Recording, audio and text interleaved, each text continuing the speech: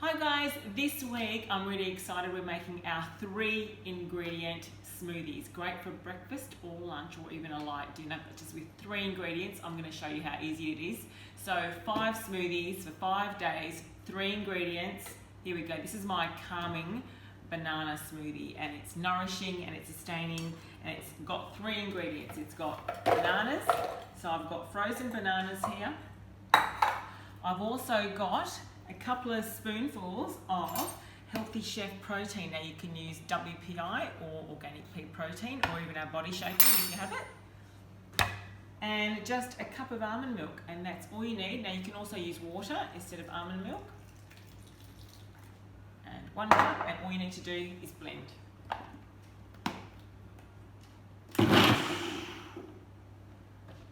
This is lovely, rich and creamy, and it looks delicious. What I'm going to do is I'm going to put it into a glass, but I want to line the base of a glass with just a spoonful of Nourishing almond butter, just because I like a little bit more almond crunch, and eat it with a spoon. But look at this, it's creamy, it's delicious. It makes just over 1 cup. But it's wonderful and it's beautiful. Creamy banana smoothie for breakfast. Enjoy.